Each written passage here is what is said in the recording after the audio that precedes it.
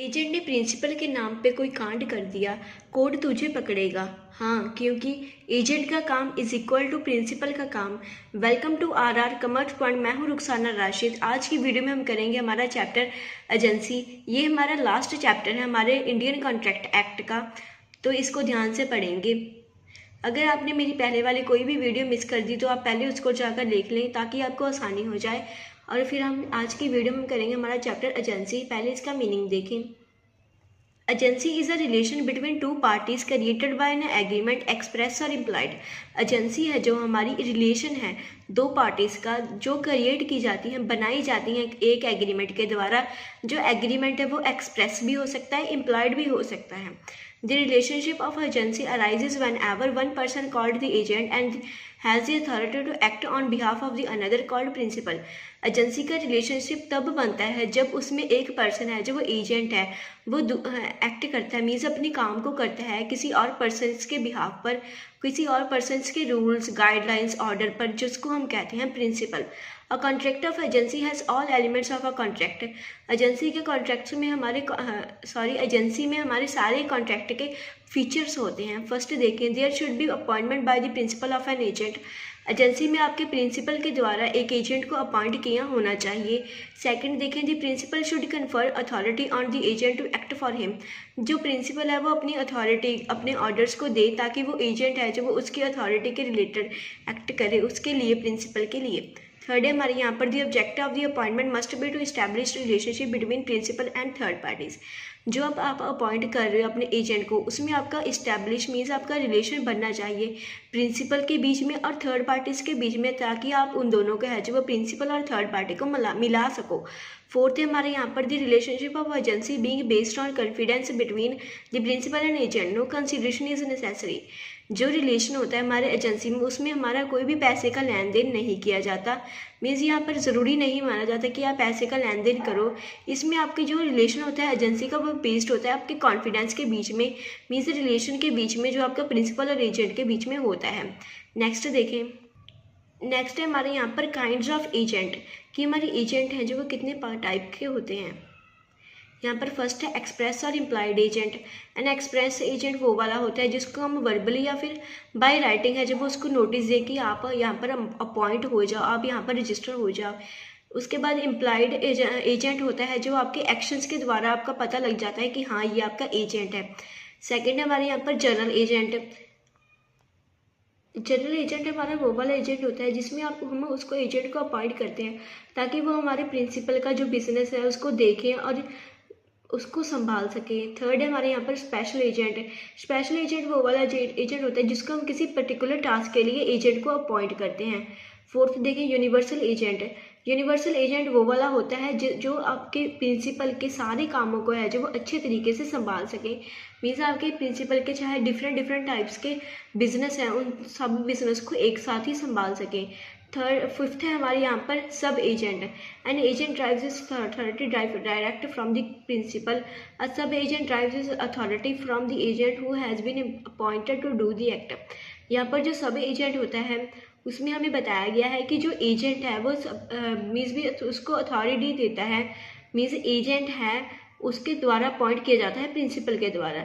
यहाँ पर जो सब एजेंट होता है वो अपॉइंट किसके द्वारा किया जाता है, एजेंट के द्वारा, सिंपल एजेंट के द्वारा, ताकि वो एजेंट के बिहाफ पर है जो वो काम करे, एजेंट के रूल्स एंड गाइडलाइंस पर जो सब एजेंट है वो काम करे। नेक्स्ट देखें, नेक्स्ट है हमारे यहाँ पर क्रिएशन ऑफ एजेंसी, की हमारी एजेंसी है जो वो कैसे क्रिएट होती है।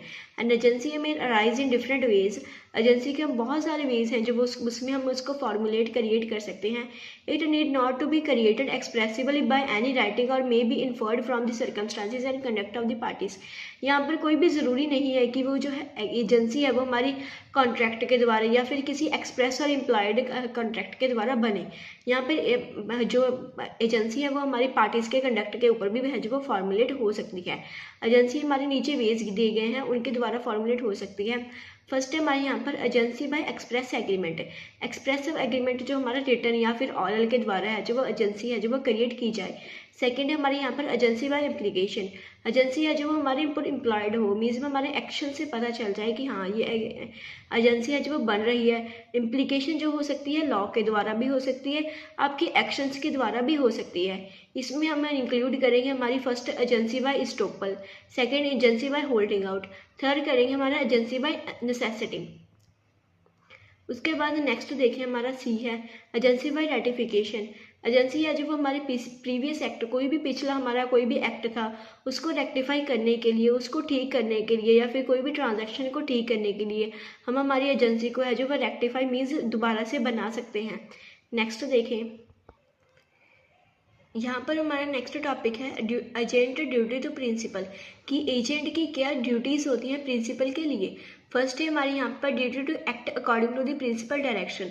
एजेंट की ये ड्यूटी बनती है कि वो अपने प्रिंसिपल के डायरेक्शंस पर चले, उसके ऑर्डर्स को फॉलो करे। सेकेंड है हमारे यहाँ पर duty to act with reasonable skill and delegation. Agent की ये ड्यूटी बनती है कि वो अपनी बहुत सारे ध्यान से अपनी स्किल को, अपनी डेलीगेंसीज को प्रिंसिपल्स के अकॉर्डिंग चले। थर्ड है हमारे यहाँ पर ड्यूटी टू रेंडर अकाउंट्स। यहाँ पर एजेंट की ड्यूटी बनती है कि वो अपने अकाउंट्स को है जो वो रेंडर करे प्रिंसिपल को, उसके लिए अकाउंट्स है जो वो फॉर्मुलेट कर सकता है। फोर्थ है हमारे यहाँ पर ड्यूटी टू कम्युनिकेट। एजेंट की ये ड्यूटी बनती है कि वो अपनी जो भी उसकी बातचीत हुई है थर्ड पार्टी के साथ, वो अपनी सारी बातचीत को आकर यहाँ पर प्रिंसिपल को कम्युनिकेट करे, उसको बताए कि हाँ मेरी वो वाली पार्टी से ऐसे बात हुई है। यहाँ पर हमारा नेक्स्ट है duty not to deal on his own account. Agent की ये ड्यूटी बनती है कि वो अपने खुद के अकाउंट पर, खुद के नेम पर कोई भी डील ना करे। नेक्स्ट है हमारे यहाँ पर ड्यूटी टू पे ओवर ऑल मनीज। एजेंट की ये ड्यूटी बनती है कि वो अपने सारी मनीज को, सारी जो पैसा है उसका लेन देन करे, और यहाँ पर उसके जो प्रिंसिपल के सारे डाटा है उनको भी पे ऑफ करे प्रिंसिपल के बिहाफ पर। नेक्स्ट हमारे यहाँ पर duty not to use information obtained in the course of the agency against a principal. Agent की ये ड्यूटी बनती है कि कोई भी इन्फोर्स को, इन्फॉर्मेशन को है जो वो अगेंस्ट प्रिंसिपल के अगेंस्ट यूज़ ना करे, जो इन्फॉर्मेशन है वो एजेंसी के रिलेटेड होगी। नेक्स्ट है हमारे यहाँ पर duty not to set up adverse title. Agent की ये ड्यूटी बनती है कि कोई भी वो गलत टाइटल है जो वो प्रिंसिपल के अकॉर्डिंग सेट ना करे, या फिर एजेंसी के अकॉर्डिंग भी हो सकता है। नेक्स्ट है हमारे यहाँ पर duty not to delegate. Agent की ये ड्यूटी बनती है कि वो कुछ भी डेलीगेट, कुछ भी थर्ड पार्टी को या फिर कोई भी बाहर वाले को कुछ भी अपनी एजेंसी के रिलेटेड कोई भी इन्फॉर्मेशन ना दे। नेक्स्ट है हमारे यहाँ पर duty to protect and preserve the interest of the principal in case of his death और सॉल्वेंसी। अगर प्रिंसिपल की डेथ हो जाती है या फिर कोई और बात हो जाती है तो उसकी एजेंट की ड्यूटी बनती है कि वो अपनी इंटरेस्ट को या फिर कोई भी अपने इंफॉर्मेशन को अपने पास प्रोटेक्ट कर सकते हैं जो प्रिंसिपल के रिलेटेड या फिर एजेंसी के रिलेटेड हो। नेक्स्ट टॉपिक है हमारा राइट्स ऑफ एन एजेंट, कि एजेंट के राइट कौन कौन से हैं। फर्स्ट है हमारे यहाँ पर राइट टू रेम्यूनरेशन। अगर एजेंट ने अपनी कोई भी सर्विसेज प्रोवाइड की है अपने प्रिंसिपल तो उसका हक बनता है कि वो अपने रेम्यूनरेशन ले, मीन्स यहाँ पर वेजिस या फिर सैलरी या फिर कमीशन अपना ले सर्विस रेंडर का। अगर उसने कोई भी सर्विसेज हैं जो प्रिंसिपल को नहीं प्रोवाइड की तब उसका कोई भी हक नहीं बनता कि वो उससे रेम्यूनरेशन वगैरह में से सैलरी या फिर वेजिस कुछ भी ले। सेकेंड है हमारे यहाँ पर राइट टू रिटेनर। इसका मीनिंग मतलब ये है कि एजेंट अपनी कोई प्रिंसिपल की कोई भी चीज़ को या फिर कोई भी मनी को इस तरह से रिटेन, उस पर कब्जा कर सकता है जब तक उसकी खुद के क्लेम्स हैं जो वो, या फिर एजेंट की सैलरी या फिर उसके एडवांसेस जो भी उसने दिए हो या फिर उसने कोई लोन दिया हो प्रिंसिपल को, जब तक वो रिसीव ना हो जाए एजेंट का ये हक है कि वो अपनी जो प्रॉपर्टी है प्रिंसिपल की उसको रिटेन कर सकता है, उस पर कब्जा कर सकता है। नेक्स्ट है हमारा यहाँ पर थर्ड राइट टू लेन। इसका भी सेम मीनिंग है सेकंड की तरफ से, क्योंकि इसमें भी हम एजेंट है जो वो कब्जा कर सकता है अपने प्रिंसिपल की, या तो फिर कोई भी गुड्स हो गई, प्रॉपर्टी होगी, पेपर्स, जब तक उसका क्लेम है जो रिसीव ना हो जाए। नेक्स्ट है हमारे यहाँ पर राइट टू कंपेंसेशन। इसका मतलब ये है कि अगर एजेंट का कोई भी नुकसान हो जाए या फिर उसका कोई भी एक्सीडेंट हो जाए या फिर उसका कोई भी लॉस हो जाए तो प्रिंसिपल का ये हक बनता है कि वो अपने पैसे हैं जो वो एजेंट को दे। ये एजेंट का ये राइट है कि वो अपने पैसे हैं जो या फिर किसी भी लॉस के, एक्सीडेंट वगैरह के प्रिंसिपल से मांगे और प्रिंसिपल को ये देने भी चाहिए। नेक्स्ट है हमारे यहाँ पर right to be indemnified against consequences of lawful act. अगर एजेंट को कोई भी लॉस होता है एजेंसी के रिलेटेड तो प्रिंसिपल है जो वो उसको इंडेमनीफाई कर सकता है, मींस उसको लॉस के अगेंस्ट प्रोटेक्ट कर सकता है अपने एजेंसी के डॉक्यूमेंट्स वगैरह दिखाकर। नेक्स्ट है हमारे यहाँ पर right to be indemnified against consequences of act done in good faith. Principal है जो यहाँ पर एजेंट को इंडेमनीफाइड कर सकता है, उसको प्रोटेक्ट कर सकता है लॉस के तहत। अगर उसका जो लॉस हुआ है उसने लॉस तो हो गया एजेंट को, बट उसने किया था, जो वो काम किया था वो गुड फेथ में किया था, उसने अच्छा मानकर वो वाला काम किया था। तो इसके बाद हमारा नेक्स्ट है personal ability of an agent. First देखें where the agent act for the foreigner principal, जहाँ पर एक एजेंट है जो वो एक्ट करता है अपने फॉरेनर प्रिंसिपल के लिए। इसका मीनिंग देखें, अगर कोई भी फॉरेनर का प्रिंसिपल एजेंट को हायर करता है या फिर अपनी कोई भी कंट्री में, या आप ले लें यहाँ पर इंडिया में कोई भी फॉरेन का प्रिंसिपल है जो वो इंडिया में किसी एजेंट को हायर करता है कि वो उसको गुड्स परचेज कर दे किसी सेलर से, तो वो एजेंट है जो वो सेलर के पास जाएगा, उससे गुड्स परचेज करेगा। बट जो एजेंट है वो वहाँ पर अगर पेमेंट नहीं करता तो वहाँ पर वो एजेंट जो सेलर होता है उसका कोई भी कॉन्टैक्ट नहीं होता फॉरेन प्रिंसिपल के साथ। तब वहाँ पर जो है एजेंट है जो वो पर्सनली लायबल है, क्योंकि वहाँ पर फॉरेन प्रिंसिपल का कोई नेम नहीं आता या फिर वो एक्ट नहीं करता, या यहाँ पर एजेंट ही एक्ट करता है, तो वो पर्सनल लायबल है। सेकंड देखें where the agent act for an undisclosed principal, अगर एजेंट है जो वो काम करता है किसी अनडिस्क्लोज्ड, जिस प्रिंसिपल के बारे में बताया ना गया हो, लायबल नहीं होगा, एजेंट है जो वो पर्सनली लायबल होगा। थर्ड देखें when the agent act for the disclosed principal and who cannot be sued, अगर एजेंट है जो वो कोई भी डिस्क्लोज्ड प्रिंसिपल जिसको हम पब्लिक में सुनाई कर सकते हैं, हाँ उसके बारे में जो है पब्लिक को बता सकते हैं, अगर उसके लिए वो जो एजेंट है वो काम कर रहा है, बट यहाँ पर एक मतलब ये भी है कि जो प्रिंसिपल है उसको हम स्यू नहीं कर सकता, उसको कोई भी थर्ड पार्टी है या फिर सेलर या फिर कोई और पर्सन स्यू नहीं कर सकता, तब वहाँ पर जो एजेंट को है वो स्यू करेंगे, मीन्स यहाँ पर पर्सनली लायबल होगा एजेंट। फोर्थ देखें when agent authority is compelled with interest, जहाँ पर एजेंट की अथॉरिटी है जो वो एजेंट का काम है जो वो कंपेल्ड होता है, मीन्स इंटरेस्ट के साथ जुड़ा होता है, तब भी वहाँ पर जो एजेंट है वो पर्सनली लायबल है। फिफ्थ देखें वेयर एन एजेंट रिसीव्स और पेज मनी बाय मिस्टेक और फ्रॉड, अगर एजेंट को कोई भी मनी रिसीव हुई या फिर उसने पे की बाय मिस्टेक, कोई भी मिस्टेक से, या फिर उसके कोई साथ फ्रॉड हुआ है, उसको फ्रॉड से मनी रिसीव हुई है, या फिर उसने फ्रॉड से किसी ने उससे पैसा ले लिया, तब भी जो वहाँ पर जो एजेंट है वो पर्सनली लायबल होगा। सिक्स्थ देखें where the agent signs the negotiable instrument in his own name, agent है जो वो यहाँ पर समझे, एजेंट है जो वो पर्सनली लायबल होता है प्रिंसिपल के लिए। अगर एजेंट है जो वो कोई भी नेगोशिएबल इंस्ट्रूमेंट, यहाँ पर हम बात करते हैं हमारे चेक या फिर किसी और नेगोशिएबल इंस्ट्रूमेंट की, अगर एजेंट है जो साइन करता है अपने खुद के नेम से रैदर देन प्रिंसिपल के नेम से, तब वहाँ पर जो एजेंट है वो पर्सनली लायबल होगा। नेक्स्ट देखें where the agent exceeds his authority, अगर एजेंट है जो वो अपनी अथॉरिटी से ज़्यादा काम करता है अपने प्रिंसिपल के लिए या फिर कहीं और, तब वहाँ पर जो एजेंट है वो पर्सनली लायबल होगा।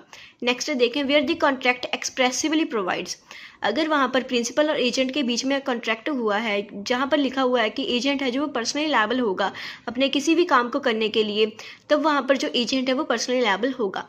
नेक्स्ट देखें where an agent act for a non existing principal, अगर एजेंट है जो वो कोई काम कर रहा है किसी नॉन एग्जिस्टिंग, जो प्रिंसिपल एग्जिस्ट ही नहीं करता, जो प्रिंसिपल है ही नहीं, उसके लिए काम करता है, तो वहाँ पर एजेंट है जो वो पर्सनली लायबल होगा। लास्ट देखें हमारा where according to trade usage agent is personally liable, अगर कोई भी ट्रेड के काम के रिलेटेड एजेंट है जो पर्सनली लायबल लिखा होगा, तब वहाँ पर जो एजेंट है वो पर्सनली लायबल होगा। या आई होप आपको ये टॉपिक है जो समझ में आ गया होगा। नेक्स्ट टॉपिक देखें, नेक्स्ट टॉपिक है हमारा टर्मिनेशन ऑफ एजेंसी, कि हमारी जो एजेंसी है वो कैसे टर्मिनेट हो सकती है, मीन्स बंद हो सकती है। यहाँ पर दो टाइप्स हैं उसकी, by the act of parties, second है by operation of law. First है यहाँ पर हमारा by the act of parties, इसका फर्स्ट देखें, अगर यहाँ पर कोई भी पार्टीज का एक्ट होता है तो फर्स्ट है इसका by agreement between the parties, अगर दोनों पार्टीज में प्रिंसिपल और एजेंट में कोई भी एग्रीमेंट हो कि हम यहाँ पर आकर अपनी कंपनी है जो वो एजेंसी है जो वो बंद कर देंगे, तब वो एजेंसी है जो वो बंद हो जाएगी, टर्मिनेट हो जाएगी। सेकंड देखें by revocation of authority by the principal, means अगर प्रिंसिपल जो अथॉरिटी में होता है अगर वो रेवोकेट कर दे, मीन्स यहाँ पर नोटिस दे दे कि हाँ हम एजेंसी को टर्मिनेट कर रहे हैं, तो वो जो एजेंसी है वो टर्मिनेट हो सकती है।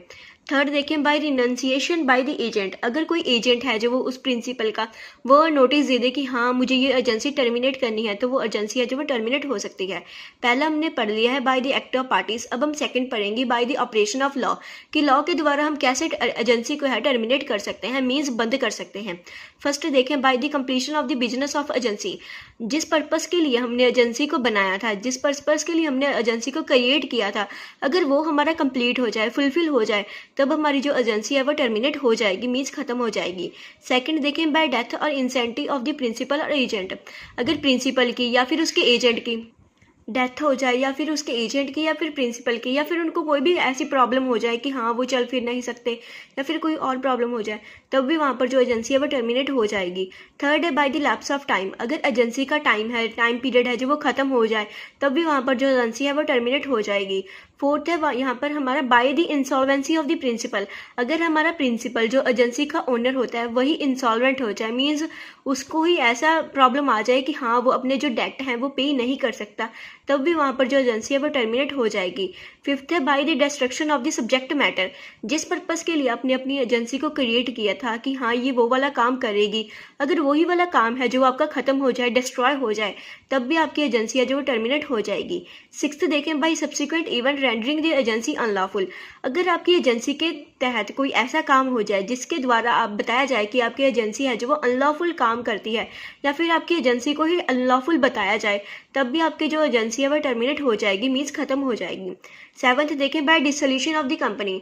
अगर आपकी कोई भी कंपनी के तहत आपकी एजेंसी बनी हुई थी, अगर वो आपकी कंपनी ही बंद हो जाए, डिसोल्यूट हो जाए, तब भी आपकी जो एजेंसी है वो टर्मिनेट हो जाएगी।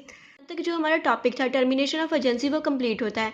इसके साथ साथ हमारा जो चैप्टर था एजेंसी वो कंप्लीट होता है। इसके साथ साथ हमारे इंडियन कॉन्ट्रैक्ट एक्ट के हमने यहाँ पर सारे चैप्टर्स हैं वो कंप्लीट कर लिए हैं। अगर आपने कोई भी वीडियो को मिस किया हो तो आप पहले वो वाली वीडियो देख लें और इसको यहाँ से रिवाइज कर लें। नेक्स्ट वीडियो में हम करेंगे हमारा chapter formation of contract of sale, goods and their classification. I hope आपको ये चैप्टर समझ में आ गया होगा। लाइक शेयर प्लस सब्सक्राइब कर दें RRR कॉमर्स पॉइंट को। Thank you and keep learning.